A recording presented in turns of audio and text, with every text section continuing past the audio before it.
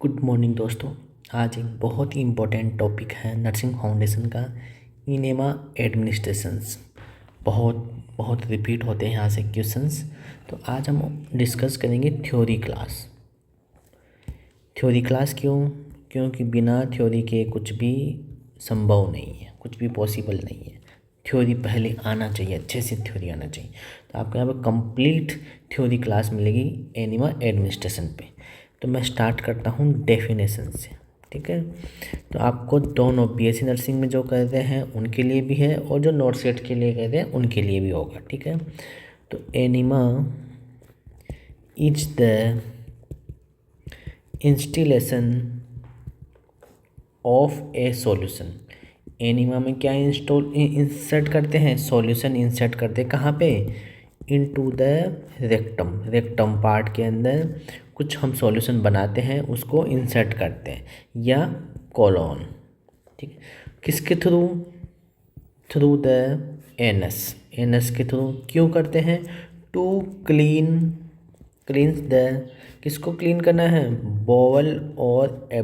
Bowel को clean करना है, या फिर हमें एब्डोमिनल के अंदर कोई मेडिसिन इंसर्ट करना है। एक मिनट, सॉरी, एडमिनिस्टर मेडिकेशंस, कि हमें एब्डोमिनल पार्ट में, एनएस पार्ट के अंदर हमें क्या करना है? बोवल पार्ट में क्या करना है? मेडिसिन एडमिनिस्टर करना है।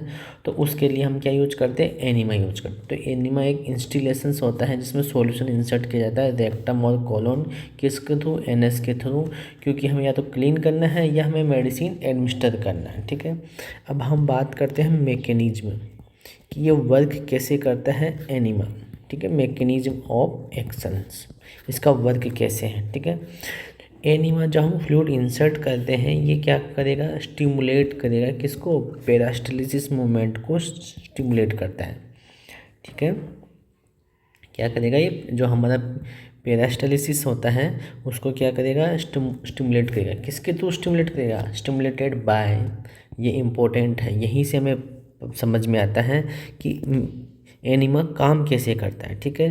तो ये क्या करेगा? मैकेनिकल डिस्टेंशन की, जो हम फ्लूइड इंसर्ट करते हैं वो डिस्टेंट करता है, किसको? स्पेस इंक्रीज कर रहा है, किसके अंदर? कोलोन के अंदर।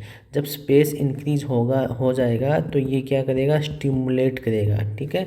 Stimulate of rectal ball nerve. जैसे ही डिस्टेंशन हो जाएगा तो वहाँ पे जो नर्व है वो क्या होगी? स्टिमुलेट होगी। वो नर्व स्टिमुलेट होते ही क्या होगा? लीड टू डिफिकेशंस, जिससे क्या हो जाएगा? हमारा जो स्टूल होगा वो बाहर निकलेगा, ठीक है। तो ये इसका मैकेनिज्म होता है। एनिमा स्टिमुलेट करता है पेरास्टाल्सिस को, किसके through? Mechanical distention of colon को डिस्टेंस करता है। जिससे डिस्टेंस होगा तो वहाँ की जो नर्व होती है, वो रेक्टल की जो नर्व होती है वो क्या होगी? स्टिमुलेट होगी। तो ये किसके लिए लीड करेगा? ये डिफिकेशन के लिए लीड करता है, ठीक है। अगर मैं इसी को थोड़ा सा आपको यहाँ पे लिख देता हूँ याद करने का ट्रिप, ठीक है, टिप कि कैसे। तो एनिमा वो क्या किया? डिस्टेंशन किया। अभी हमने ऊपर लिखा था कि मैकेनिकल डिस्टेंशन करता है। जैसे ही डिस्टेंशन होगा तो नर्व क्या होगी? स्टिमुलेट होगी। नर्व क्या होगी? स्टिमुलेशन होगी। नर्व स्टिमुलेशन होगी तो पेरास्टाल्सिस मूवमेंट इंक्रीज होगा, ठीक है। पेरास्टाल्सिस मूवमेंट क्या होगा? इंक्रीज होगा। पेरास्टाल्सिस इंक्रीज होगा तो हमारा लास्ट में क्या होगा? डिफिकेशंस होगा। क्या होगा? डिफिकेशंस होगा, ठीक है। तो इसी एनिमा का ये क्या है? मैकेनिज्म ऑफ एक्शन की एनिमा ऐसे काम करेगा। अब हम बात करते हैं पर्पज की। पर्पज ऑफ एनिमा क्यों दे रहे हैं भैया? इसके पीछे रीजन क्या है एनिमा देने के पीछे, ठीक है। एनिमा इज गिवन टू क्यों दे रहे हैं? क्योंकि हमें क्या करवाना है? या तो हमें कोई सर्जरी कर रहे हैं तो उससे पहले हमें बोवल को क्या करना है? क्लीन करना है, ठीक है, प्रिपेयर करना है। क्वेश्चंस आ चुका है, प्रिपेयर बोवल बिफोर का मतलब किसी सर्जरी से पहले है या कोई डायग्नोस्टिक प्रोसीजर से पहले, ठीक है। डायग्नोस्टिक प्रोसीजर इससे पहले हमें हमारे बोवल को क्या करना है, क्लीन करना है, प्रिपेयर करना है, तो हम इसलिए एनिमा देते हैं। ठीक है। सेकंड क्या है कि भैया किसी पर्सन को बहुत ज़्यादा कॉन्स्टिपेशन हो रहा है, रिलीव कॉन्स्टिपेशन, तो हमें क्या करना है, कॉन्स्टिपेशन को रिलीव करना है। ठीक है। थर्ड क्या है कि भैया हमें रिलीव करना है किस चीज़ को, एब्डोमिनल डिस्टेंशन को, एब्डोमिनल डिस्टेंशन को, कि एब्डोमिनल का डिस्टेंशन बढ़ गया है। ठीक है। तो इसके पीछे रीजन क्या है, बढ़ने के पीछे रीजन क्या है, तो हमें किसको बाहर निकालना है, expel flatus, flatus means gas को, गैस की वजह से उसका डिस्टेंशन बढ़ गया तो हमें उसको बाहर निकालना है। ठीक है। तो उसके लिए भी हम एनीमा यूज करते हैं। ये सब क्वेश्चंस पूछ लिए गए हैं। ठीक है। नेक्स्ट और क्या है कि भैया हमें लुब्रिकेट करना है, lubricate rectum and colon part को हमें लुब्रिकेट करना है, तो इसलिए हम एनिमा यूज करते हैं। नेक्स्ट क्या है कि भैया जो स्टूल है वो क्या हो गया, हमें सॉफ्ट करना है, हार्ड स्टूल को हमें क्या करना है, सॉफ्ट करना है। ठीक है। उसके लिए भी हम एनिमा यूज करेंगे। ठीक है। नेक्स्ट क्या है भैया, हमें कोई मेडिसिन एडमिनिस्टर करनी है, एडमिनिस्टर मेडिकेशंस, कि भैया उसके अंदर कोई इन्फेक्शन इन्फ्लामेशन हो गया है, कोई पेट में कीड़े पड़ गए हैं। ठीक है। कहते हैं ना कि पेट में कीड़े हो गए, तो उसके लिए भी अगर हम कोई मेडिसिन एडमिनिस्टर करते हैं तो हम किसका यूज करेंगे, एनीमा का यूज करेंगे। ठीक है। तो इन सभी का अगर एक मेन पर्पज बात करें कि इनका मेन क्या है, ठीक है, तो इनका मेन क्लिनिकल इंडिकेशंस क्या होगा कि हमें क्लीन करना है पार्ट को, क्लीन पार्ट, कि हमें क्लीन करना है पार्ट को। ठीक है। तो ये सभी उसी चीज़ में काम में आ रहा है। ठीक है। तो आपको यहाँ तक समझ में आ गया कि पर्पज क्या है, एनिमा क्यों देते हैं, प्रिपेयर करना है बाउल्स बिफोर, कब, सर्जरी से पहले, या डायग्नोस्टिक, ये नोट सेट में क्वेश्चंस आ चुका है। रिलीव करते हैं कॉन्स्टिपेशन को, रिलीव करते हैं एब्डोमिनल डिस्टेंशन, किसकी वजह से, गैस की वजह से, डिस्टेंस उसको बाहर निकालेंगे। रेक्टम या कॉलन को लुब्रिकेट करते हैं, जो हार्ड स्टूल हो गया उसको सॉफ्ट करने के लिए, या कोई मेडिसिन एडमिनिस्टर, तो इन सब के पीछे क्या होता है, हमें उस पार्ट को क्लीन करना होता है। ठीक है। तो अब हम बात करते हैं टाइप्स ऑफ एनिमा। भैया बहुत इंपॉर्टेंट है, टाइप्स ऑफ एनिमा। ठीक है। एनिमा के बहुत सारे टाइप है, जैसे मेनली क्लासीफाई करते हैं, बहुत सारे टाइप है भैया, पर्पज के अकॉर्डिंग भी है, इनका कंपोजिशन के अकॉर्डिंग भी होता है। ठीक है। तो मेन क्लासीफाई करता हूँ मैं, पहला होता है इरीगेटिंग, या इसको ही बोलेंगे क्लीनिंग एनिमा। ठीक है, एनिमाज। ठीक है। पहला इरीगेटिंग हो गया, सेकंड हो गया रिटेंशन, क्योंकि इन सबसे क्वेश्चंस पूछा हुआ है, रिटेंशन एनिमा। ठीक है। थर्ड हो गया भैया कार्मिनेटिव, बहुत बार पूछा हुआ है, कार्मिनेटिव एनिमा। ठीक है, कार्मिनेटिव एनिमा। फोर्थ हो गया मेडिकेशंस एनिमा। ठीक है। फिफ्थ हो गया भैया हाइपरटोनिक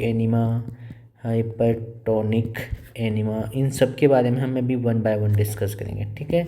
और 6 हो गया ऑयल रिटेंशन एनिमा। तो पहला कौन सा है, irrigating, second retention enema, carminative enema, medications enema, hypertonic enema and oil retention enema. ठीक है। तो अब हम 1 बाय 1 के सभी को डिस्कस करते हैं, अच्छे से एक्सप्लेन करेंगे। ठीक है। पहला कौन सा है, इरिगेटिंग या क्लीनिंग एनिमा। ओके। ठीक है। तो ये इरिगेटिंग एनिमल, जो क्लीनिंग एनिमा होता है, इसका पर्पज क्या होता है। ठीक है। तो मैं पहले थोड़ा डेफिनेशन लिखता हूँ, एन इरिगेटिंग, जिससे आपको अच्छे से समझ में आ जाए, एनिमा इज गिवन टू, क्या करते हैं, क्लीन करते हैं किसको, बोवल को। ठीक है। किसके through, by removing faecal matter, कि हमें जो फिकल मैटर है वहाँ अंदर रखे हुए मटेरियल, उसको हमें क्या करना है, रिमूव करेंगे, जिससे हम क्या कर सकें, क्लीन कर सकें बोवल को। ठीक है। तो अब हम बात करते हैं पर्पज क्या है इसका। ठीक है। यूज टू, कब यूज करेंगे, कौन सा, इरिगेटिंग या क्लीनिंग एनिमा। ठीक है। तो हमें क्या है पहला purpose, clean bowel before surgery से पहले हमें बाउल को क्लीन करना है तो हमें ये यूज करना है, ठीक है। या हमें क्या करना है, प्रिपेयर करना है फॉर डायग्नोस्टिक टेस्ट के लिए, किसी डायग्नोस्टिक टेस्ट करना है तो उसके लिए हमें क्या करना पड़ेगा, ये यूज करना पड़ेगा, कौन सा, इरिगेटिंग एंड क्लीनिंग एनिमा, ठीक है। इसके अलावा और क्या पर्पज है, रिलीव करना है कॉन्स्टिपेशन को, रिलीव करना है हमें किसको, कॉन्स्टिपेशंस को, ठीक है। और क्या है, रिमूव करना है फिकल इम्प्लीकेशंस को, ठीक है, जो मटेरियल रखा है उनको हमें रिलीव करना है। तो इन दोनों लाइनों से क्वेश्चंस आ चुका है नोट सेट के अंदर कि हम इरिगेटिंग या क्लीनिंग एनिमा का पर्पज क्या है, या इन दोनों में से कि हमें पहले सर्जरी से पहले क्लीन करना है तो कौन से टाइप का यूज करेंगे, इरिगेटिंग या क्लीनिंग एनिमा यूज करेंगे, ठीक है। अब इसका नेक्स्ट क्या है, रिटेंशन टाइम, जो हम फ्लूइड यूज करेंगे इसके अंदर रिटेंशन, तो उसका टाइमिंग कितना अंदर रहेगा, फ्लूइड कितने टाइम तक रहना चाहिए, ठीक है। तो इसका timing expelled with in 15 minutes, 15 minutes के अंदर हम उस फ्लूइड को बाहर निकाल लेंगे जिससे वो क्लीन कर सके, ठीक है। तो अब कौन कौन से इसमें टाइप्स फ्लूइड यूज करते हैं ये भी इंपॉर्टेंट, तो ये याद रखना है, विद इन 15 मिनट्स में हम एक्सपेल कर लेंगे, ठीक है। अब हम इसमें लिखते हैं टाइप्स ऑफ इरिगेटिंग एनिमा, हम क्या लिख रहे हैं, टाइप्स ऑफ इरिगेटिंग, कि कौन कौन से टाइप्स के हम इरिगेटिंग एनिमा या क्लीनिंग एनिमा यूज करते हैं, ठीक है, बहुत इंपॉर्टेंट है, ठीक है। पहला आ जाता है भैया टेप वाटर एनिमा, कौन सा है, टेप वाटर एनिमा पहला आ जाता है, ठीक है। टेप वाटर में इसमें क्या प्रिपरेशन करेंगे, ये भी पहला क्वेश्चन आ जाता है कि टेप वाटर में कितना 1000 ml होगा टेप वाटर, वाटर कैसा होगा, टेप, ज़्यादा हॉट नहीं होगा, ठीक है, ये याद रखना है, ठीक है, ओके। तो इसके पीछे प्रिपरेशन क्या करेंगे, इसका इस जो 1000 ml टेप वाटर होगा इसका प्रिपरेशन क्या होगा, बहुत बार क्वेश्चंस पूछा हुआ है प्रिपरेशंस, ठीक है। इसमें हम क्या करेंगे, ऐड करेंगे 2 टीस्पून सॉल्ट को, ठीक है, किसमें, 1000 ml वाटर के अंदर। तो हमने यहाँ पे क्या लिखा, ऐड करेंगे 2 टीस्पून, भैया ये भी क्वेश्चन आ चुका है कि 1 टीस्पून में कितना ग्राम होता है, कितना ग्राम होता है, 5 ग्राम होता है, ठीक है। तो 2 में कितना होगा, 10 ग्राम हो गया, ये भी क्वेश्चन आ गया। तो 10 ग्राम हम ऐड करेंगे, ऐड करते हैं सॉल्ट को किसमें, 1000 ml वाटर के अंदर इसको हम ऐड करेंगे, ठीक है। तो भैया अब इसका ऐड कर दिया, पर्पज क्या है, ये काम क्या करेगा, टेप वाटर वाला काम क्या करेगा, ठीक है। तो ये क्या होता है, सेव क्लीनिंग, ये सेव करता है क्लीनिंग को, कोई प्रॉब्लम नहीं करता है। और मोस्टली हम जो बच्चे होते हैं उनके लिए यूज़ किया जाता है, प्रीफेयर और चिल्ड्रन के लिए ये यूज किया जाता है, ठीक है। चिल्ड्रन वाले जो छोटे बच्चे होते हैं चिल्ड्रन के लिए हम इसको यूज करते हैं, ठीक है, ओके। अब हम बात करते हैं रीज़न कि इसका हम बच्चों में क्यों यूज करते हैं, क्या रीज़न है, ठीक है। तो ये क्या करता है, प्रिवेंट करता है फ्लूइड शिफ्ट को, जो फ्लूइड शिफ्ट होता है बॉडी के अंदर उसको क्या करता है, ये प्रिवेंट करता है, ठीक है। जिससे क्या हो जाता है कि हमें फ्लूइड का डिस्टर्बेंस ना हो, ठीक है। तो ये हो गया, ओके। अब इसके आगे हम बात करते हैं, एक मिनट, सॉरी थोड़ा सा मैंने क्या कर दिया, इसमें थोड़ा मिस्टेक कर दिया, यहाँ पर टेप वाटर एनिमा न लिख के ये कौन सा होता है, नॉर्मल सेलाइन, ठीक है। तो इसमें हम 1000 ml वाटर यूज करेंगे और ये प्रिपरेशन क्या है, 2 टेबल स्पून होगा 1000 ml के अंदर, 1 टेबल स्पून में कितना 5 ग्राम होता है। पर्पज क्या है, safe clean and prepare for children के लिए यूज करते हैं, ठीक है। वो चिल्ड्रन के लिए क्यों, कि ये प्रिवेंट करता है फ्लूइड शिफ्ट को प्रिवेंट करता है, ठीक है। तो ये जो हमने डिस्कस किया नॉर्मल सेलाइन वाला है, ठीक है, नॉर्मल सेलाइन। अब हम सेकंड वाला डिस्कस करते हैं जिसका नाम है टेप वाटर। मैं अब यहाँ पे लिख रहा हूँ टेप वाटर एनिमा, ठीक है, थोड़ा सा हमने हेडिंग गलत लिख दी थी, सॉरी, ठीक है, मैंने वापस करेक्ट कर दिया है, टेप वाटर एनिमा। तो इसका जो प्रिपरेशन होगा, प्रिपरेशन क्योंकि दोनों में कितना है 1000 ml है, ठीक है, 1000 ml टेप वाटर, यहाँ पे होगा 1000 ml टेप वाटर होगा। और पर्पज क्या होगा इसका, जो हम क्यों यूज कर रहे हैं टेप वाटर, ये पर्पज होता है क्लीनिंग बोवेल को क्लीन करने के लिए, ठीक है। बट जब हम टेप वाटर यूज करते हैं तो हम कुछ मॉनिटर करते हैं, ठीक है, कुछ चीज़ों का मॉनिटर करना है। मॉनिटर क्या है, अगर हम इसको रिपीटेड यूज करेंगे, ये क्वेश्चंस आ चुका है, अगर हम इसको रिपीटेड यूज करेंगे तो पर्सन में क्या हो सकता है, वाटर इंटॉक्सिकेशन हो सकता है, वाटर इंटॉक्सिकेशन रिस्क हो सकता है। ये याद रखना है, ये क्वेश्चंस आ चुका है कि अगर हम टैप वाटर यूज करते हैं एनिमा, तो इसका अगर रिपीटेड यूज करेंगे तो पर्सन में वाटर इंटॉक्सिकेशन हो सकता है, ठीक है, क्योंकि वाटर का लेवल इनके जो डिक्रीज हो सकता है, ठीक है। तो इसके लिए हम सेफ वाला कौन सा था, हमने सेफ वाला भी ऊपर डिस्कस किया, नॉर्मल सेलाइन वाला वो सेफ होता है क्योंकि वो प्रिवेंट करता है कि उसको फ्लूइड शिफ्ट को प्रिवेंट करता है, ठीक है। नेक्स्ट हम बात करते हैं थर्ड वाला, ठीक है, थर्ड नंबर क्या हम डिस्कस करते हैं, और ये थर्ड नंबर में किस में, इरिगेटिंग एनीमा। याद रखना अभी हम इरिगेटिंग एनीमा या क्लीनिंग एनीमा कहीं बात टाइप्स डिस्कस करें, सोप एंड वाटर एनीमा, ठीक है, हम ये इरिगेटिंग के ही टाइप्स डिस्कस कर रहे हैं। नेक्स्ट कौन सा है, सोप एंड वाटर एनीमा, ठीक है। तो इसका प्रिपरेशन कैसे करेंगे, प्रिपरेशंस, ठीक है, तो इसमें हम यूज करेंगे माइल्ड सोप, किसको साथ में ऐड कर देंगे, टू वाटर के साथ में ऐड कर देंगे, ठीक है। एंड क्या करेंगे, जो बबल्स बनेंगे उन सबको क्या करेंगे, रिमूव ऑल बबल्स, सभी बबल्स को रिमूव कर देंगे, ठीक है। तो इसके पीछे पर्पज क्या है, इस फ्लूइड को यूज करने का, इस एनिमा को, सोप एंड वाटर को यूज करने का, ठीक है। ये क्या करता है, स्ट्रॉन्ग क्लीन करता है, स्ट्रॉन्ग क्लीन करता है, कौन, soap and water enema. And ये स्टिमुलेट करेगा पेरास्टालिसिस को, स्टिमुलेट्स पेरिस्टालिसिस को स्टिमुलेट करता है, ठीक है। तो इसमें जितने भी बबल्स होंगे उन सबको हमें पहले क्या करना है, रिमूव करना है। बट इसमें भी क्या मॉनिटर रखना है, क्या क्वेश्चंस रखना है, ठीक है, इसका भी मॉनिटर है भैया। इस चीज़ का भी क्वेश्चंस आ चुका है कि अगर हम इसको ओवर यूज करेंगे, क्या यूज करेंगे, ओवर यूज, तो क्या होगा, हमारी जो म्यूकोजल लेयर होती है वो क्या है, इरिटेट होना स्टार्ट होता है, क्योंकि उसमें क्या है, सोप है, ठीक है।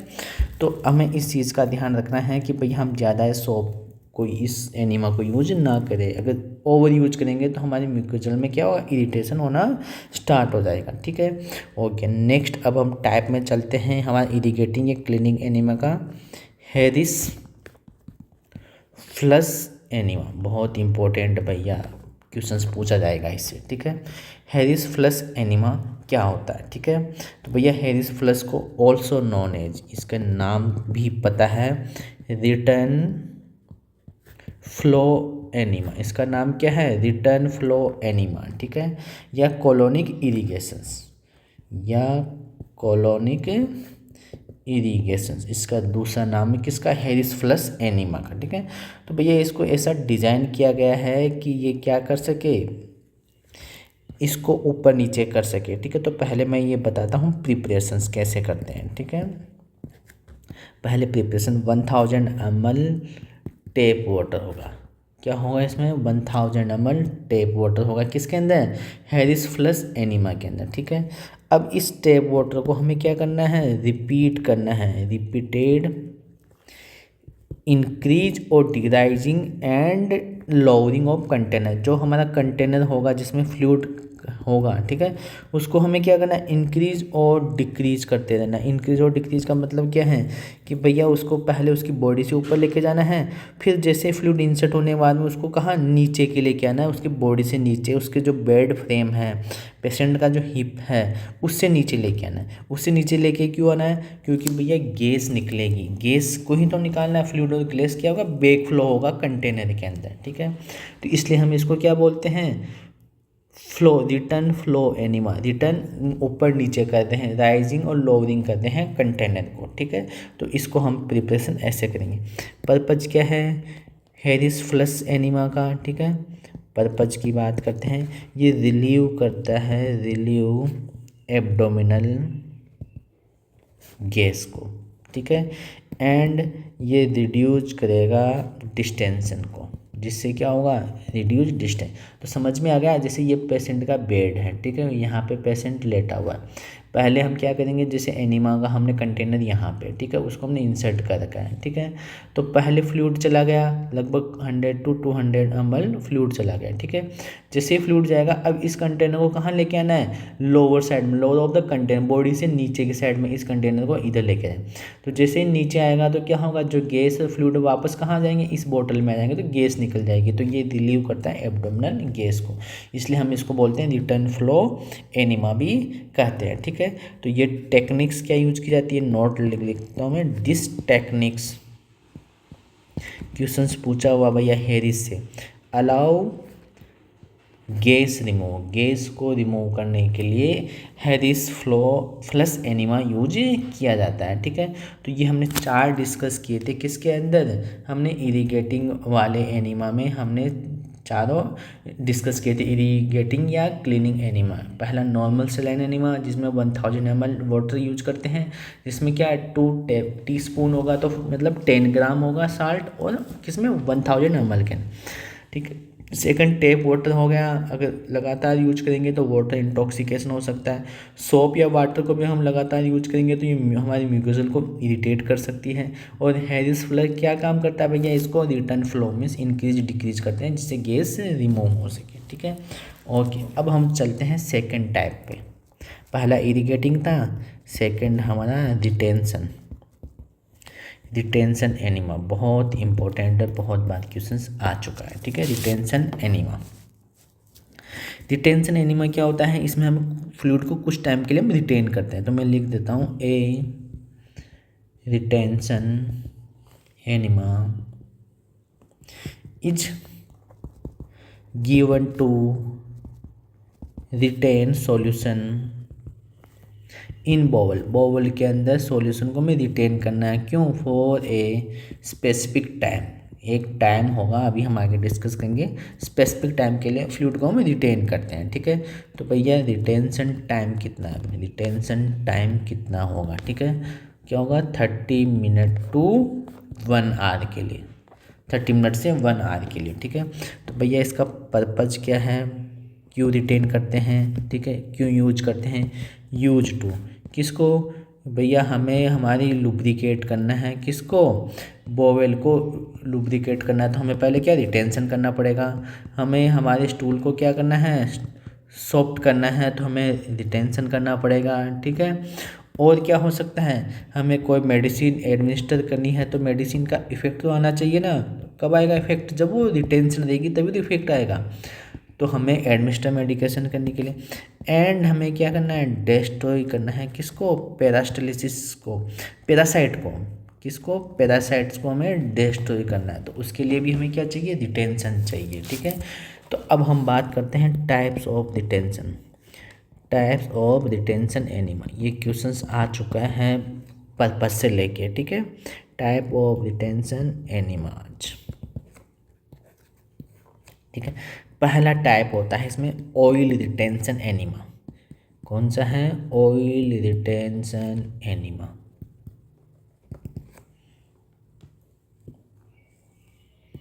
पहला कौन सा है, ऑयल रिटेंशन एनिमा, ठीक है। क्या प्रिपरेशन होगा, ठीक है, 150 ml मिनरल्स ऑयल, कौन सा ऑयल यूज करेंगे, मिनरल्स ऑयल यूज करेंगे, कितना, 150 ml। क्यों, जो ऑयल रिटेंशन है उसका पर्पज क्या है, क्वेश्चंस आ चुका है कि जो हमारा हार्ड स्टूल है उसको हमें क्या करना है, सॉफ्ट करना है, ठीक है। तो उसके लिए हम क्या यूज करेंगे, 150 ml मिनरल्स ऑयल यूज करेंगे। या हमें क्या करना है, लुब्रिकेट करना है, लुब्रिकेट करना है किसको, रेक्टम पार्ट को, ठीक है। तो हमें इसके लिए यूज करना है, ठीक है। तो इसलिए हम ये यूज करते हैं, ठीक है। और या हमें किसी और जो हमने अभी ऊपर डिस्कस किया था कौन सा, क्लीनिंग एनिमा, ठीक है। तो इसको हमेशा पहले देंगे, giving before cleaning enema, cleaning enema, enema से पहले हम कौन सा देंगे, ऑयल रिटेंशन एनिमा देते हैं। क्यों देते हैं, क्योंकि सॉफ्ट करता है, लुब्रिकेट करता है, इसलिए हम इसको यूज करेंगे। और याद रखना 150 ml मिनरल्स ऑयल यूज किया जाता है, ठीक है। ओके, तो इसमें ये भी क्वेश्चन आ सकता है ना कि कौन सा मिनरल्स यूज करते हैं, ठीक है। तो मैं लिख देता हूँ, ओलिव या और कौन सा है, पीनट, ठीक है, पीनट ऑयल्स यूज किया जाता है, ठीक है, पीनट ऑयल्स यूज किया जाता है, ठीक है। मोस्टली ये जो मिनरल्स ऑयल्स की बात की ना, वेजिटेबल्स ऑयल्स ये यूज किया जाता है, ठीक है। तो इसका ध्यान रखना कि कौन कौन से यूज करते हैं। ओके, आपको समझ में आ गया होगा कि हम कौन सा ऑयल यूज करते हैं, ठीक है। ओके, अब हम चलते हैं इसका सेकंड टाइप, ठीक है। सेकंड टाइप कौन सा है, मेडिकेशंस, बहुत इंपॉर्टेंट है, मेडिकेशंस रिटेंशन एनीमा, ठीक है। रिटेंशन एनीमा का कौन सा सेकंड टाइप है, मेडिकेशंस। एग्जाम्पल कौन कौन सी मेडिकेशन, जैसे हम हो गए एंटीबायोटिक्स, ठीक है, और कौन सा हो गया स्टीरॉइड, ठीक है, और कौन सा होगा एंथेलमिटिक, ठीक है, जो पेट के कीड़े मकोड़े मारते हैं, एंथेलमिनेटिक, ठीक है। तो इसको हम यूज करते हैं मेडिसिन के अंदर, ठीक है। पर्पज क्या है इनका, क्यों यूज करते हैं, ठीक है, लिख देता हूँ कि किसी इन्फेक्शन को ट्रीट करने के लिए, ट्रीट इन्फेक्शंस, ठीक है, एंड किल करेगा पैरासाइट को, किल करता है किसको, ये पैरासाइट को, ठीक है। तो ये पर्पज हो गया मेडिकेशन रिटेंशन एनीमा के अंदर, ठीक है। तो ये ध्यान रखना, एंटीबायोटिक्स होगा, स्टीरॉइड्स हो गया या एंथेलमिटिक हो गया, ठीक है, इनको हम यूज करते हैं किसके अंदर, मेडिकेशन रिटेंशन एनीमा के अंदर, ठीक है। ओके, अब नेक्स्ट टाइप डिस्कस करते हैं इसका रिटेंशन का, 1, 2, 3 एनीमा। कौन सा यूज करते हैं, 1, 2, 3 एनीमा, ठीक है। तो भैया इसका प्रिपरेशन क्या होगा 1, 2, 3 का, आपने पहली बार सुना होगा कि 1, 2, 3 क्या है, ठीक है। तो 1, 2, 3 का भैया पहला 30 ml मैग्नीशियम सल्फेट, ठीक है, 60 ml, सेकेंड हो गया 60 ml ग्लिसरीन, थर्ड हो गया 90 ml वाटर, इसलिए इनको हम क्या बोलते हैं 1, 2, 3, ठीक है, 1, 2, 3। तो 130 ml तो क्या हो गया मैग्नीशियम सल्फेट, 2 क्या हो गया 60 ml और 3 क्या हो गया 90 ml वाटर हो गया। तो भैया इसका पर्पज क्या है 1, 2, 3 का, ठीक है, इसका पर्पज क्या है, पर्पज की बात करते हैं, ठीक है। जो पर्पज होता है 1, 2, 3 का, ये क्या करता है, स्टिमुलेट करता है, स्टिमुलेट बोवेल मोमेंट, हमारे बोवेल के मोमेंट में हेल्प करता है, कौन सा 1, 2, 3। तो याद रखना 1, 2, 3 में 1 क्या है 30 ml मैग्नीशियम, 2 क्या है 60 ml ग्लिसरीन और 3 क्या है 90 ml वाटर। तो ये क्या करता है, स्टिमुलेट करता है बोवेल मूवमेंट को, ठीक है। और बहुत बार क्वेश्चन आ चुका है कि बोवेल मूवमेंट को स्टिमुलेट कौन कौन करता है, मैग्नीशियम सल्फेट एंड ग्लिसरीन, ठीक है। ओके, अब हम चलते हैं थर्ड टाइप पे। हमारा पहला retain cleaning enema, second irrigating हो गया, सेकंड हो गया हमारा कौन सा रिटेंशन, और थर्ड हो गया हमारा कार्मिनेटिव। थर्ड कौन सा है, कार्मिनेटिव एनीमा,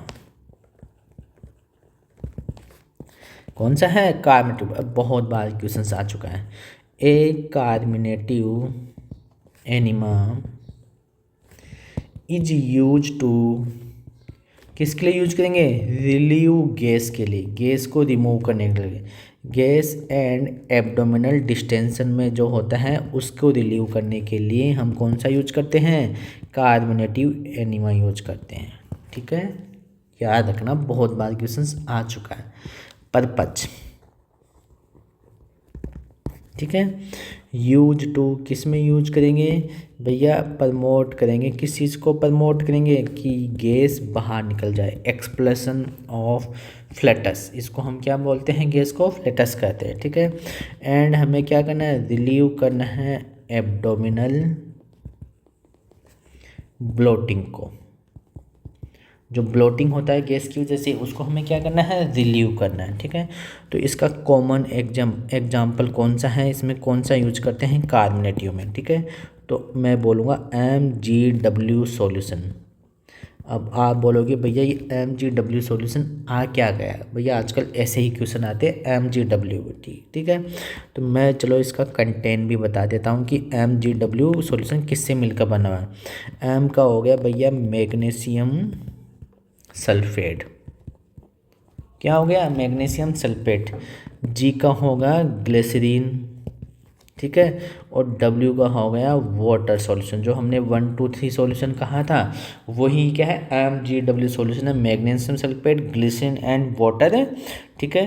तो इस किसके लिए यूज करेंगे, यूज करेंगे इन तीनों को, use in gas distension cases. Gas distension case होता है, वहाँ पे हम कौन सा कार्बोनेटिव एनिमा यूज करते हैं। इसमें कौन सा solution, MgW magnesium, glycerine and water solution use करते हैं, ठीक है। ओके, नेक्स्ट टाइप पे हम चलते हैं, मेडिकेशंस एनिमा। कौन सा है, medications enema. Okay, medications enema बहुत इंपॉर्टेंट है भैया, मेडिकेशंस एनिमा, ठीक है। मेडिकेशन एनिमा किसके लिए, इज यूज टू क्या एडमिनिस्टर करना है, मेडिसिन एडमिनिस्टर करना है, ठीक है। एडमिनिस्टर मेडिकेशंस किसके थ्रू, रेक्टम के थ्रू। भैया इसका पर्पज क्या है, क्यों यूज करते हैं, ठीक है। तो use to treat infections, reduce inflammations. Questions आ चुका है, क्यों यूज करते हैं मेडिकेशंस का, तो किसी इन्फेक्शन को ठीक करने के लिए या इन्फ्लामेशन को ठीक करने के लिए, या कुछ हमें मेडिसिन डिलीवर करने के लिए, कुछ ड्रग्स डिलीवर करने के लिए, ठीक है। तो भैया जैसे कौन कौन सा एग्जाम्पल हो गया इसका, ठीक है। जैसे एंटीबायोटिक एनिमा, कोई हमें एंटीबायोटिक देना है, ठीक है, एंटीबायोटिक एनिमा हो गया, ठीक है। उसके अलावा हमें या क्या हो गया, स्टीरॉयड एनिमा, हमें कोई स्टीरॉयड देना है, ठीक है, इन्फ्लेमेशन को ठीक करना है। इसके अलावा कौन सा हो गया भैया, पेट में कीड़े पड़ गए, एंथेल्मिनेटिक मेंटिक एनिमा, पेट में कीड़े पड़ गए भैया, उसको ठीक करने के लिए हम कौन सा यूज करते हैं, मेडिकेशन एनिमा यूज करते हैं, ठीक है। तो मैं लिख देता हूँ यूज टू, ऐसी कौन कौन सी डिजीज होती हैं जिसमें हम यूज कर रहे हैं, यूज इन जैसे अल्सरेटिव कोलाइटिस, कि हमारा कोलाइटिस में अल्सर फॉर्म हो रहे हैं, ठीक है, या कोई इंटेस्टाइनल इन्फेक्शन हो रहा है, इंटेस्टाइनल इन्फेक्शन हो रहा है, तो उस टाइम में अगर ठीक नहीं हो रहा है तो उस टाइम में हम कौन सा यूज करेंगे, मेडिकेशंस एनिमा यूज करते हैं, ठीक है। ओके, अब नेक्स्ट हम टाइप पर चलते हैं, हाइपरटोनिक एनिमा। हाइपरटोनिक एनिमा बहुत इंपॉर्टेंट है भैया, हाइपरटोनिक एनीमा, ठीक है। ये क्या करता है, फ्लूइड को बॉडी से बाहर निकालता है, ठीक है, इनटू बाउल के अंदर, किसके थ्रू, ऑस्मोसिस के थ्रू, ठीक है। तो ये क्या करता है, मैं लिख देता हूँ, ए हाइपरटोनिक एनीमा ड्रॉ फ्लूइड को ड्रॉ करता है कहाँ से, फ्रॉम बॉडी से, ठीक है, बॉडी टिश्यू से, किसके अंदर, इनटू बोवेल के अंदर, किसके थ्रू, बाय ऑस्मोसिस के थ्रू। क्वेश्चंस आ चुका है भैया, क्यों इसमें हाइपरटोनिक में कौन सी मैकेनिज्म फॉलो की जाती है, ऑस्मोसिस। तो इसमें जो फ्लूइड ज़्यादा हो जाता है बॉडी के अंदर उसको वो निकाल देता है, किसके अंदर, बोवेल के अंदर निकाल देता है, ठीक है। तो भैया इसका पर्पज क्या है, अब हम बात करते हैं इसके पर्पज की, ठीक है। तो इसका जो हाइपरटोनिक का पर्पज है, यूज करते हैं किसमें, रिलीव कॉन्स्टिपेशन के अंदर, ठीक है, एंड इंक्रीज बोवेल मोमेंट के अंदर, हमें हमारे बोवेल को मोमेंट को इंक्रीज करवाना है तो वहाँ पे हम इनको यूज करते हैं, यूज बोवेल मोमेंट के अंदर।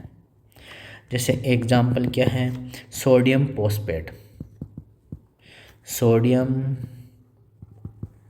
फॉस्फेट एनीमा, वहाँ हम इसको यूज करते हैं, ठीक है। तो ये जैसे पर्सन क्या होता है, ओके, हमारा ये हाइपरटोनिक हो गया। अब इसके बाद में नेक्स्ट टाइप हम डिस्कस करते हैं 6 नंबर का, लास्ट हमारा oil retention enema. Oil retention enema बहुत इंपॉर्टेंट है, क्वेश्चंस बहुत बार क्वेश्चंस आ चुके हैं, ठीक है। ऑयल रिटेंशन एनीमा ये क्या करता है, ये सॉफ्ट करता है, किसको, सॉफ्ट स्टूल एंड लुब्रिकेट करेगा हमारे बोवेल को, लुब्रिकेट्स बोवेल को, ठीक है। कौन सा, ऑयल रिटेंशन एनीमा। भैया पर्पज क्या है, बिना पर्पज के आपको समझ में नहीं आएगा।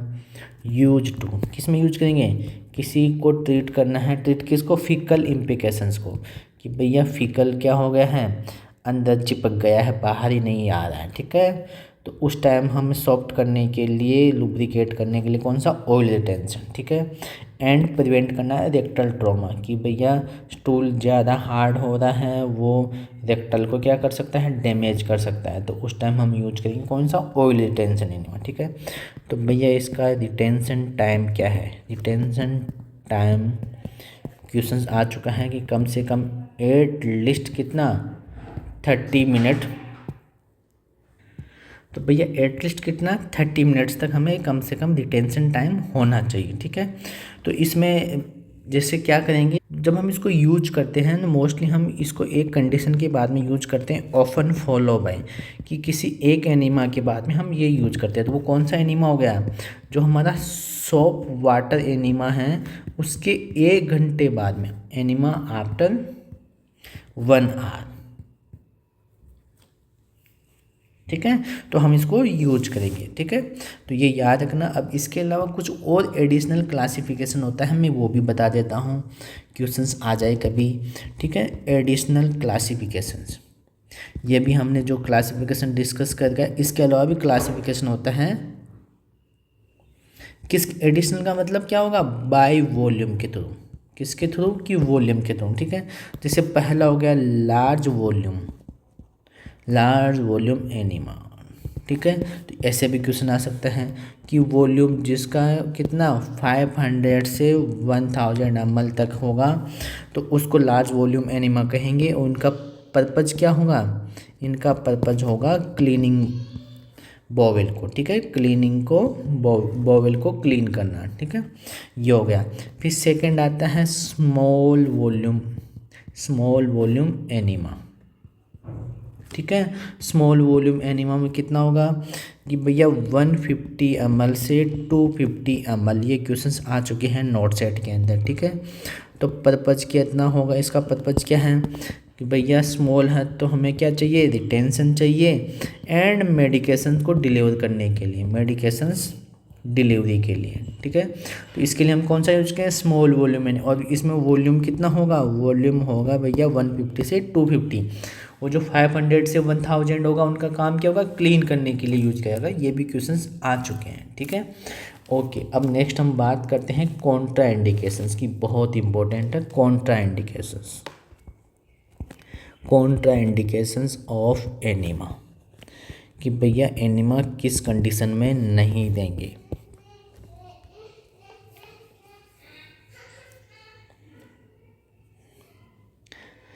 तो इसमें मैं पहले लिखता हूँ कौन सा, पहला लिखता हूँ एब्सोल्यूट कॉन्ट्रा इंडिकेशंस। पहला कौन सा है, एब्सोल्यूट कॉन्ट्रा इंडिकेशंस, ठीक है। तो यहाँ पे हम कभी नहीं देंगे।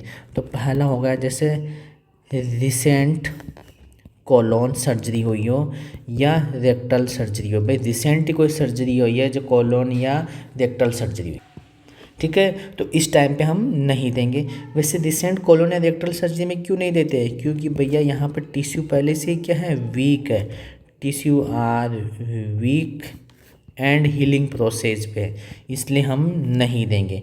अगर हम दे देंगे तो क्या हो जाएगा, ठीक है। अगर गिविंग एनिमा, ये भी लिख देखता हूँ मैं, गिविंग एनिमा में कोच, तो भैया जब किसी को सर्जरी हुई है अभी रिसेंट और उसको हमने एनिमा दे दिया, तो क्या होगा, रप्चरिंग होगा, रप्चर ऑफ सर्जिकल साइट, जो सर्जिकल साइट वो क्या हो जाएगी, रप्चर हो जाएगी। इसके अलावा और क्या हो सकता है भैया, ब्लीडिंग हो सकती है, ठीक है, या क्या हो सकता है, इन्फेक्शन हो सकता है। तो इसलिए हम ये चीज़ें नहीं देते, हमें अवॉइड करना है, ठीक है। बिफोर सर्जरी से पहले हमें इसको अवॉइड करना है, ठीक है। सेकंड कंडीशन क्या हो सकती है जहाँ पे हम नहीं देंगे, ठीक है। सेकंड जैसे हो गया मायोकार्डियल इन्फार्क्शंस, अगर किसी को भैया अभी माई हुआ है, ठीक है, इन्फार्क्शंस, हार्ट अटैक आया है भैया उसको, ठीक है, अभी रिसेंटली किसी को ऐसा हुआ है, तो उस कंडीशन में भी नहीं देंगे। अब क्यों नहीं देंगे भैया, क्योंकि ड्यूरिंग, अगर इस कंडीशन में हम क्या हो सकता है, अगर ड्यूरिंग एनिमा, अगर मैं यहाँ पे ड्यूरिंग एनिमा दे रहा हूँ इस पर्सन को जिसको अटैक आया हुआ है, ठीक है, तो क्या होगा, रेक्टल स्टिमुलेशन होगा। क्या होगा, रेक्टल स्टिमुलेशन होगा, ठीक है। तो रेक्टल स्टिमुलेशन होगा तो क्या होगा, रेक्टल के बाद में क्या होगा, वेगस नर्व स्टिमुलेट होगी। क्या होगी, वेगस नर्व स्टिमुलेट। आपको ये तो पता चलेगा रेक्टल स्टिमुलेशन क्यों होगा, क्योंकि वहाँ पे क्या होगा, डिस्टेंस होगा, नर्व होगा तो रेक्टल स्टिमुलेट का, अब जब रेक्टल स्टिमुलेट होगा तो वेगस नर्व स्टिमुलेट होगी। तो वेगस नर्व स्टिमुलेट होगी तो भैया क्या प्रॉब्लम्स होगी, कोज वेजोवेगल रिफ्लेक्स एक्टिव हो जाएगा, वेजोवेगल रिफ्लेक्स एक्टिव हो जाएगा। जैसे ये एक्टिव होगा तो रिजल्ट में क्या आएगा भैया, रिजल्ट में पर्सन को ब्रेडिकार्डिया हो जाएगा। क्वेश्चंस बहुत बार क्वेश्चंस आ चुका है, पर्सन को क्या होगा, ब्रेडिकार्डिया हो जाएगा, ठीक है। वेगस नर्व स्टिमुलेट होती, पर्सन को क्या होगा, कार्डियक अरिथमिया होगा, कार्डियक अरिथमिया हो जाएगा, ठीक है। या पर्सन को क्या हो सकता है, कार्डियक अरेस्ट हो सकता है। इसलिए हमें हार्ट अटैक वाले पर्सन को नहीं देना है, ये याद रखना है। क्यों नहीं देना है, क्योंकि भैया क्या करता है, वेगस नर्व स्टिमुलेट करता है, ठीक है। नेक्स्ट और कौन सी कंडीशन हो सकती है जहाँ पे हम इसको बिल्कुल कॉन्ट्राइंडिकेशन होगा, एब्सोल्यूट, भैया सस्पेक्टेड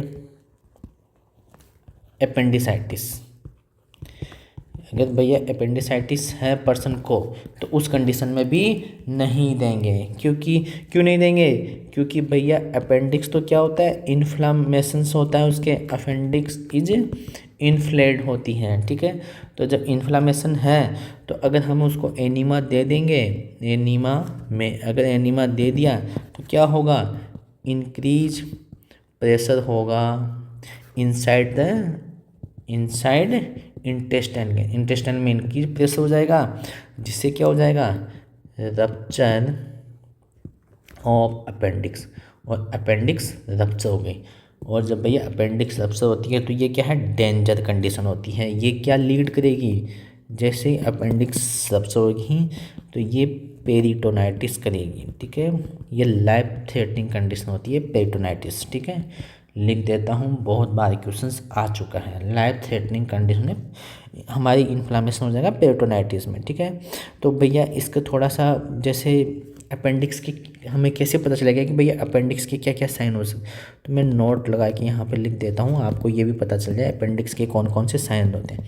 अपेंडिसाइटिस साइन, तो आपको ये ध्यान रखना है भैया, उसके राइट लोअर एब्डोमिनल पेन होगा, उसका पेन किधर होगा, राइट लोअर साइड में, ठीक है। फीवर होगा एंड नोजिया होगा, ठीक है। तो इस कंडीशन में अगर है तो हमें उसको नहीं देना है। ये सस्पेक्ट है पेरिटोनाइटिस का, ठीक है, ये सस्पेक्ट है किसका, अपेंडिसाइटिस का, तो हमें वो नहीं देना है, वरना पर्सन की क्या हो सकती है, डेथ हो सकती है, ठीक है।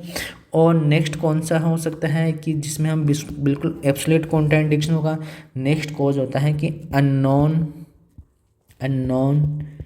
एक्यूट एब्डोमिनल पेन, कोई अननोन एब्डोमिनल पेन हो रहा है तो भैया उस कंडीशन में भी नहीं देंगे, ठीक है। क्यों नहीं देंगे, अगर पॉसिबिलिटीज़ क्या क्या पॉसिबिलिटीज़ हो सकती हैं, ठीक है भैया, उसको अपेंडिसाइटिस हो सकता है अगर एक्यूट पेन हो रहा है, ठीक है। यह क्या हो सकता है, इंटेस्टाइनल परफोरेशन हो सकता है, परफोरेशन हो सकता है, या कोई ऑब्स्ट्रक्शन हो रहा हो इंटेस्टाइन के अंदर, तो हमें ये चीज़ नहीं देना है, ठीक है।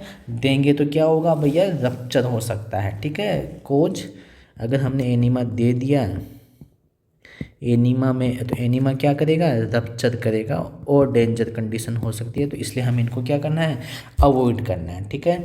और नेक्स्ट ऐसी कौन सी है जो एब्सोल्यूट कॉन्ट्राइंडिकेशन है भैया, क्योंकि बहुत बार क्वेश्चंस पूछे हुए यहाँ से, ठीक है। बोवेल ऑब्स्ट्रक्शंस, बोवेल ऑब्स्ट्रक्शन है किसी पर्सन का तो भैया उसको नहीं देंगे, ठीक है, क्योंकि ये क्या कर सकता है, रप्चर कर सकता है, ठीक है, पेरिटोनाइटिस कर सकता है, ठीक है। तो ये चीज़ हमें नहीं देना है, ठीक है। और इसके अलावा क्या है कंडीशन जहाँ पे नहीं देंगे, सीवियर हेमोरॉइड्स, अगर भैया हेमोरॉइड्स हैं सीवियर कंडीशन में तो वहाँ भी नहीं देंगे। क्यों नहीं देंगे, क्योंकि हेमोरॉइड्स में क्या होता है भैया, जो रेक्टल वेन होती हैं स्वेलो हो जाती हैं रेक्टल वेन, ठीक है। तो भैया जब वो रप्चर होगी तो ये क्या हो सकती है, ईजिली इंजर्ड हो सकती हैं, ठीक है। तो जिससे क्या हो सकता है, कोज ब्लीडिंग हो सकती है, इंक्रीज पेन हो सकता है एंड टिश्यू इंजरी हो सकता है, ठीक है। तो इसलिए भी हमें ये नहीं देना है, सीवियर अगर हिमोरॉइड्स है तो हमें नहीं देना है, ठीक है। तो ये तो एब्सोल्यूट कॉन्ट्राइंडिकेशन है। अब मैं बात करता हूँ रिलेटिव कॉन्ट्राइंडिकेशंस की, ठीक है। मैं बात कर रहा हूँ रिलेटिव कॉन्ट्राइंडिकेशंस की, ठीक है। आपको यहाँ पे पूरा एक्सप्लेन मिलेगा भैया, शॉर्ट कंटेंट बिल्कुल भी नहीं मिलेगा, ठीक है। तो ऐसी चीज़ें नहीं कि हम बिल्कुल छोटा कंटेंट नहीं, ठीक है। ओके, पहला कंडीशन कौन सा है, पेशेंट विथ एरिथमिया।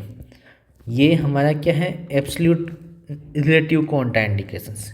हमें मॉनिटर रखना है क्योंकि क्या हो सकता है, वेगस नर्व स्टिमुलेट हो सकती है, ठीक है। तो हमें इस चीज़ का ध्यान रखना है, ठीक है। ये क्या होता है, हमारा रिलेटिव कॉन्ट्राइंडिकेशन होता है, इसकी हमें पेशेंट को मॉनिटर में रखना होता है। ओके भैया, अब हम बात करते हैं प्रोसीजर की, ठीक है। प्रोसीजर से स्टार्ट करते हैं, मतलब कि भैया प्रोसीजर में कैसे करेंगे, ठीक है, बहुत इंपॉर्टेंट है। तो मैं थोड़ा सा पहले लिखता हूँ प्रिपरेशन बिफोर प्रोसीजर, कि पहले हम क्या प्रिपरेशन करेंगे बिफोर प्रोसीजर। पहले किस किस चीज़ का हमें ध्यान रखना है, ठीक है। तो भैया वॉल्यूम कितनी होगी ऑफ एनीमा की, यही इम्पोर्टेंट है, ठीक है। एनीमा की वॉल्यूम कितनी होगी। जो एडल्ट है, क्वेश्चंस आ चुका है, जो एडल्ट है उसका तो 750 से, एक मिनट में फिर से लिख देता हूँ, 750 से 1000 ml, 1000 लीटर तक होगा, ठीक है। अगर जो पीडियाट्रिक्स वाली एज ग्रुप है, पीडियाट्रिक्स वाले एज ग्रुप है, ये तो एडल्ट का लिखा हमने, पीडियाट्रिक्स का लिख रहे हैं, ठीक है। अगर इन्फेंट है, क्वेश्चंस आ चुका है, तो लेस देन 250 ml होगा। ये क्वेश्चंस आ चुका है, अगर इन्फेंट है तो लेस देन 250 ml होगा, ठीक है। अगर टोडलर है, कौन है, टोडलर है, 250 से 500 ml यूज करेंगे, ठीक है। अगर स्कूलर एज है, स्कूल एज वाला पर्सन है, स्कूल एज का, ठीक है, तो 500 से 1000 ml यूज करेंगे। और एडल्ट के लिए 750 से 1000 ml यूज करेंगे। याद रखना इन्फेंट का लेस देन 250 ml से कम होगा, ठीक है। ये क्वेश्चंस आ चुका है, ठीक है। ओके, नेक्स्ट बात करते हैं टेम्परेचर की। टेम्परेचर ऑफ सॉल्यूशन बहुत इंपॉर्टेंट है, बहुत बार क्वेश्चन आ चुका है, ठीक है। अगर एडल्ट है, एडल्ट का टेम्परेचर होगा, ठीक है, 100 से 105 डिग्री फ़ारेनहाइट। अगर सेल्सियम में होगा, क्योंकि दोनों में क्वेश्चन आ चुका है, 40.6 डिग्री सेल्सियम। अगर चाइल्ड हैं, ठीक है, तो इनका यूज करेंगे 100 डिग्री फ़ारेनहाइट का और 37.8 डिग्री सेल्सियम यूज करेंगे, ठीक है। ये हो गया, ओके। तो ये तो हो गया हमारा टेम्परेचर। मैं एक चीज़ लिख देता हूँ जो मैंने ऊपर नहीं बताई, कोल्ड एनीमा। मैं टेम्परेचर में बता रहा हूँ, ठीक है। जो कोल्ड एनीमा होता है, इसका सॉल्यूशन का टेम्परेचर कितना होता है, solution temperature is below normal body temperature. Body temperature से नीचे होगा, बिलो होगा, ठीक है। तो यूजुअली कितना होता है, यूजुअली रूम टेम्परेचर या स्लाइट डिक्रीज और स्लाइटली कोल्ड, ठीक है। तो ये इसका कितना हो सकता है, जैसे रूम टेम्परेचर की बात करें, ये भी क्वेश्चन आ चुका है। रूम टेम्परेचर 20 से 25 डिग्री सेल्सियम होता है, ठीक है। तो इससे नीचे हम ये यूज करते हैं, ठीक है। तो इसका इंडिकेशंस क्या है कोल्ड एनीमा का, ये याद रखना, क्वेश्चंस आ चुका है। इंडिकेशन जैसे हाइपरपायरेक्सिया, पर्सन को क्या है, बहुत फीवर है, बहुत तेज़ फीवर, हाइपरपायरेक्सिया, ठीक है। या रेक्टल ब्लीडिंग है, क्योंकि जो कोल्ड एनीमा क्या करता है, वेजो कॉन्स्ट्रक्शन करता है, ठीक है, वेजो कॉन्स्ट्रक्शन करता है। ये क्या करता है, वेजो कॉन्स्ट्रक्शन करता है, ठीक है। ये याद रखना, ठीक है। तो इस वजह से हम इसको यूज करते हैं, ठीक है। और क्या है कि जैसे inflammatory bowel conditions, bowel condition हो गया, ठीक है। तो वहाँ पे हम इसको यूज करते हैं, ठीक है। बट हम किस में ध्यान रखेंगे कि इसमें, मैं वैसे आगे बताऊँगा, लिख देता हूँ। हमें क्या चीज़ का मॉनिटर करना है, मॉनिटर करना है भैया इसको कहीं एब्डोमिनल क्रैम्प तो ना हो जाए, ठीक है, क्योंकि अभी मैं वैसे भी आगे बताऊँगा आपको, या शॉक रेस्पॉन्स ना हो जाए, इस चीज़ का हमें मॉनिटर करना है, ठीक है। ओके, तो ये टेम्परेचर का ध्यान रखना। कोल्ड एनिमल 20 to 25 डिग्री सेल्सियम होता है, ठीक है, रूम टेम्परेचर के पास में होता है, ठीक है। ओके, थोड़ा सा इसमें मैं और स्पेसिफाई कर देता हूँ, जो रूम टेम्परेचर लिखा हुआ है, ठीक है, इससे हम नीचे का यूज करते हैं, ठीक है। बट अगर इसमें स्पेसिफाई आ जाए कि कितना होता है बिटवीन, ठीक है, तो बिटवीन 10 डिग्री से 18 डिग्री सेल्सियम होता है, ठीक है, इसका हम यूज करते हैं, मोस्टली यही हम यूज करते हैं, ठीक है। और कितने मिनट्स के लिए, 30 मिनट्स के लिए, अप्रोक्सीमेटली 30 मिनट्स के लिए हम इसको यूज करते हैं। वैसे मैं आगे भी आपको एक्सप्लेन करूँगा, ठीक है। ओके, ये तो हो गया हमारा टेम्परेचर सॉल्यूशंस, ठीक है। अब हम ये जो हम टेम्परेचर है जो है ये करेक्ट यूज क्यों करते हैं, ठीक है। अगर जैसे इनकरेक्ट है, क्या मैं लिख देता हूँ इनकरेक्ट टेम्परेचर। अगर इनकरेक्ट टेम्परेचर, इनकरेक्ट का मतलब क्या है, if solution is too cold, कि बहुत ज़्यादा कोल्ड है तो क्या हो सकता है, इसकी वजह से क्या सिम्टम्स कोज, क्या क्या प्रॉब्लम्स होगी, तो भैया एब्डोमिनल क्रैम्पिंग होगी, ठीक है। और क्या होगा, पेन होगा। और क्या होगा, इंक्रीज बोवेल स्पास्म होगा, स्पाज्म होगा, ठीक है। और क्या होगा, डिफ़िकल्टी होगी रिटेनिंग एनिमा, क्या होगी डिफ़िकल्टी रिटेनिंग, कि हम एनिमा को रिटेन नहीं कर पाएंगे, ठीक है, ठीक है। तो इसकी वजह से क्या होगा कि कोल्ड एनिमा क्या करता है, स्टिमुलेट करता है कॉन्ट्रैक्शन के अंदर। तो मैं लिख देता हूँ नोट लगा के यहाँ पे, कोल्ड सॉल्यूशन जो होता है, cold enema cold solution stimulate करेगा इंटेस्टाइनल मसल्स कॉन्ट्रैक्शन को। अभी हमने ऊपर लिखा था ना कि बहुत ज़्यादा ब्लीडिंग हो रही है तो ये वेजो कॉन्ट्रैक्शन करता है, ठीक है। तो ये हो गया अगर कोल्ड है। अगर यही कंडीशन क्या है, if solution is too hot, अगर भैया बहुत ज़्यादा गर्म है तो इसकी वजह से क्या होगा, कोज, तो क्या हो सकता है, बर्निंग हो सकता है, और रेक्टल म्यूकोसा में, रेक्टल म्यूकोसा में क्या हो सकता है, बर्निंग हो सकता है, ठीक है। और क्या हो सकता है, टिश्यू इंजरी हो सकता है, ठीक है। और क्या हो सकता है, इन्फ्लामेशन हो सकता है, ठीक है। तो हमें पहले भैया चेक करना है टेम्परेचर को कि कहीं टेम्परेचर कम ज़्यादा तो नहीं है, ठीक है। ओके, नेक्स्ट हम बात करते हैं पेशेंट प्रिपरेशन की। अब हम बिफोर प्रोसीजर तो हो गया, अब हम पेशेंट को प्रिपेयर कर रहे हैं किसके लिए, एनीमा के लिए, ठीक है, पेशेंट प्रिपरेशन के। तो भैया पेशेंट की पोजीशन क्या होगी, क्वेश्चंस आ चुका है, ठीक है। तो हम यूज करते हैं लेफ्ट लेटरल सिम्स पोजीशन। कौन सी यूज करेंगे, left lateral Sims position use करते हैं, ठीक है।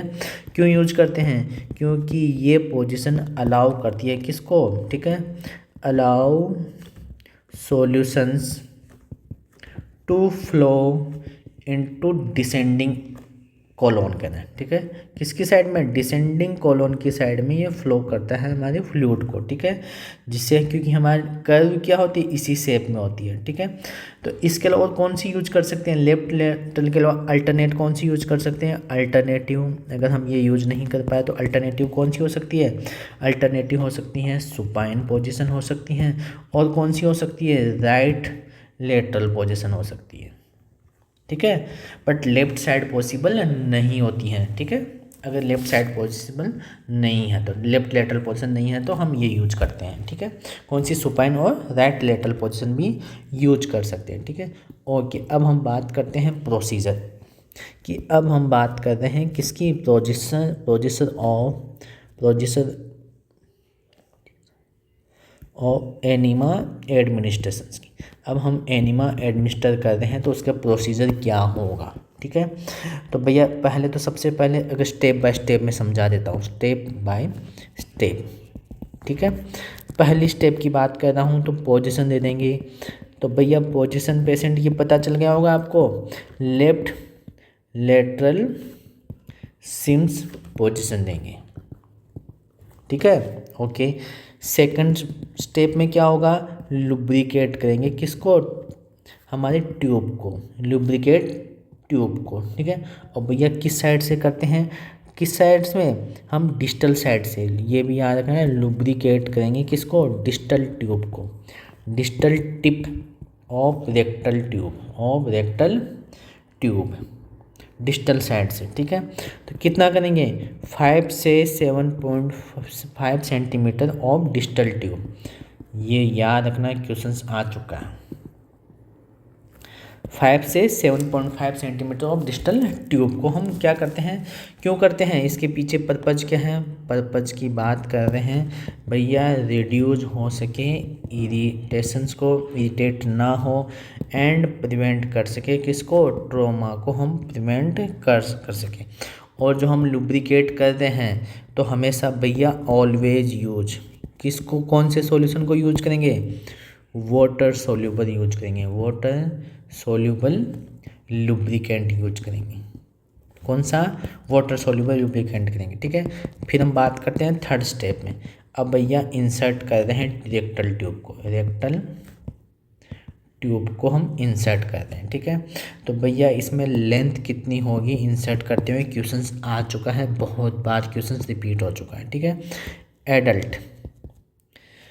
एडल्ट की कितनी होगी, 5 to 10 centimetre, means 2 to 4 inch insert करेंगे, ठीक है। चाइल्ड 5 से 7.5 सेंटीमीटर, 2 to 3 इंच हो गया, ठीक है। इन्फेंट 2.5 से 4 सेंटीमीटर, ठीक है, ठीक है। कितना, 1 से 1, ओ सॉरी मैं वापस फिर से लिख देता हूँ यहाँ पे, 1 से 1.5 इंच भैया, तो फिर नोट लगा के लिख लो, 1 इंच में कितना सेंटीमीटर होता है, 2.5 सेंटीमीटर होता है, ये याद रखना, ठीक है। तो एडल्ट का 5 to centimetre, 2 to 4 inch, child में 5 to 7.5 और इन्फेंट का 2.5 से 4 सेंटीमीटर हम इंसर्ट करते हैं। और जब भी हम इंसर्ट करते होते हैं, ठीक है, तो हमें पेशेंट को क्या बोलेंगे, टेल पेशेंट, क्या बोलेंगे, take deep breath through mouth, mouth के थ्रू भैया डीप ब्रीथ लीजिए, क्यों, वाई, अब यहाँ पे डीप ब्रीदिंग क्या कर रही है, डीप ब्रीदिंग किस में हेल्प करती है, ठीक है, डीप ब्रीदिंग किस में हेल्प करी, ये भैया रिलैक्स करती है किसको, हमारे एनल स्फिंक्टर को रिलैक्स करती है, ठीक है। एंड क्या करता है, रिड्यूस करता है डिस्कम्फर्ट को, ठीक है, जिससे हम क्या कर सकते हैं, मेक इंसर्जन इजीली, कि हम इंसर्ट आराम से इजी वे इंसर्ट कर सकें, ठीक है। तो अगर जैसे ही अगर मान लो पेन हो रहा हो इंसर्ट के टाइम पे, ठीक है, क्वेश्चंस आ चुका है, इफ पेन अकर्स, अगर पेन हो रहा है तो भैया हमें स्टॉप कर देना है इमीडिएटली हमें क्या करना है, स्टॉप करना है, ठीक है। ये क्यों, क्योंकि हमें प्रिवेंट करना है इंजरी को, टू प्रिवेंट इंजरी को भैया प्रिवेंट करना है, ठीक है। तो ये याद रखना है, ठीक है। तो हमेशा जो हम ट्यूब इंसर्ट करते हैं उसकी डायरेक्शन क्या होगी, ये भी क्वेश्चन आ चुका है, ठीक है। ट्यूब इंसर्ट जेंटली, तो भैया डायरेक्शन क्या होगी, क्वेश्चन आ चुका है, डायरेक्शन टूवर्ड अम्बलाइकस, ठीक है, जो हमारा अम्बलाइकस होता है, ठीक है, उसकी साइड में हमें क्या करना है, इंसर्ट करना है, अम्बलाइकस की साइड में हमें इंसर्ट करना है, ठीक है। तो ये याद रखना है, स्लोली हमें इंसर्ट करना, कभी फोर्स नहीं लगाना है। अगर कॉम्प्लिकेशंस हो गई भैया इम्प्रॉपर इंसर्ट करने से, कॉम्प्लिकेशन ऑफ इम्प्रॉपर इंसर्जन की वजह से क्या होगा, तो भैया रेक्टल ट्यूब अगर अच्छे से नहीं गई है तो रेक्टल ट्रॉमा होगा, ठीक है। और क्या होगा, ब्लीडिंग होगी, और क्या हो सकता है, परफोरेशन हो सकता है, पेन हो सकता है एंड इन्फेक्शन हो सकता है अगर इम्प्रॉपर इंसर्ट करते हैं तो, ठीक है। ओके, अब हम नेक्स्ट स्टेप में चलते हैं, फोर्थ स्टेप में। फोर्थ में क्या है भैया, हमें स्टार्ट, अब हमने ट्यूब इंसर्ट कर दी तो स्टार्ट करना है फ्लो ऑफ सॉल्यूशन को स्टार्ट करना है। तो भैया फ्लो रेट कितनी होगी, ये भी क्वेश्चन आ चुका है। अगर इरिगेशन कर रहे हैं, इरिगेशन क्लीन कर रहे हैं तो 75 से 100 ml पर मिनट होगी, ठीक है। अगर रिटेंशन है, अगर हमें मेडिसिन हो गया तो उसका हम क्या करेंगे, स्लो फ्लो करेंगे, ठीक है। फास्ट नहीं करते हैं, डिपेंड करता है टॉलरेंस के ऊपर। इरीगेट का याद रखना, 75 to 100 ml पर मिनट इरीगेट में हम उसको इंसर्ट करते हैं, ठीक है। नेक्स्ट फिफ्थ स्टेप में बात करते हैं, भैया इरीगेट तो कर रहे हैं, ठीक है, इंसर्ट तो कर रहे हैं, बट भैया हमारा कंटेनर की हाइट कितनी होगी, ठीक है।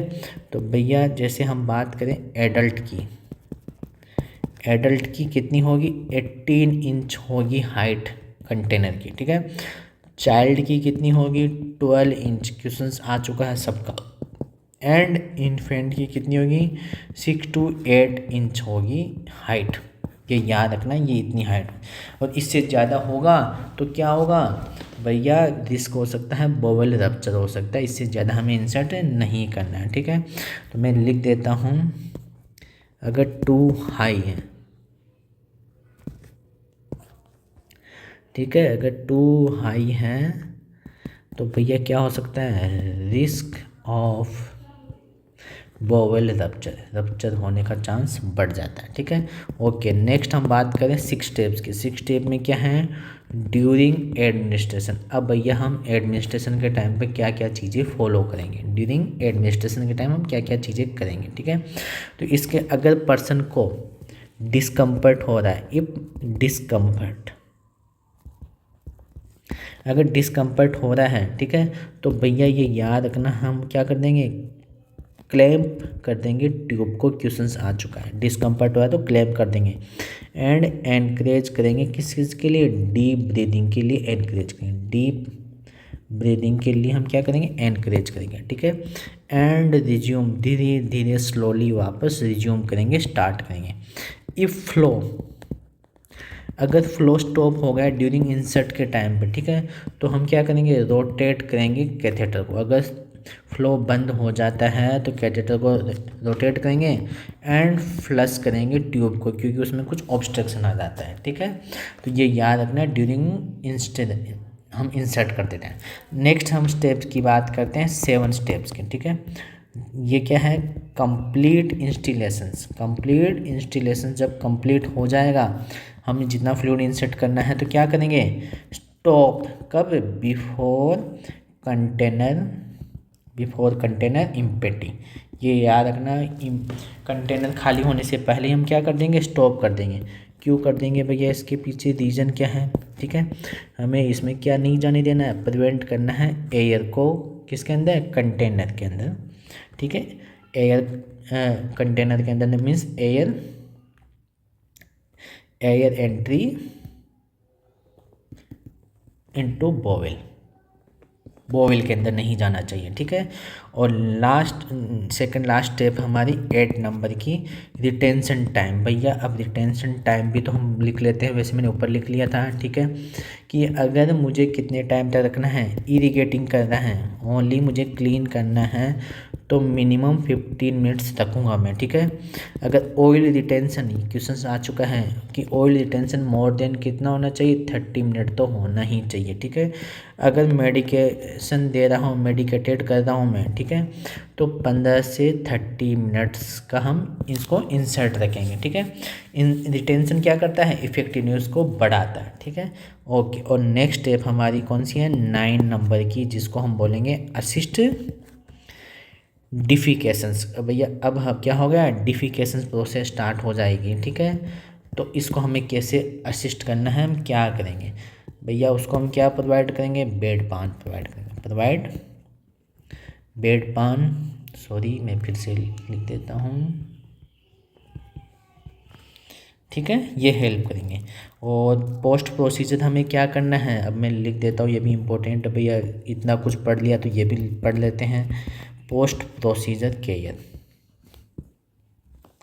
ठीक है। तो भैया हमें ऑब्जर्व करना है स्टूल को, ऑब्जर्व करना है स्टूल को, ठीक है। तो क्या क्या चेक करेंगे, कलर, कंसिस्टेंसी, अमाउंट, अगर कुछ परजेंस हैं, क्या क्या परजेंस है, जैसे ब्लड आ रहा है नहीं आ रहा है कहीं, या कोई वॉर्म्स आ रहा है, म्यूकस है या नहीं है, तो ये इनका चीज़ों का भी हमें ध्यान रखना है, इनका भी हमें पता करना है, ठीक है। अब हम लिखते हैं लास्ट हमारा क्या होगा, कॉम्प्लिकेशन ऑफ एनीमा। क्या क्या कॉम्प्लिकेशंस हो सकते हैं एनीमा ऑफ एनीमा। कॉम्प्लिकेशंस क्या क्या हो सकती है, पर्सन को भैया डिजीनेस हो सकती हैं, क्वेश्चंस आए हुए हैं, ठीक है। क्या हो सकता है, फेंटिंग हो सकता है, चक्कर आ सकता है। और क्या हो सकता है, जो हमारा कॉलोन है उसकी म्यूकोजल जो लेयर होती है उसमें क्या हो सकता है, इरिटेट हो सकता है, इरिटेशन हो सकता है, ठीक है।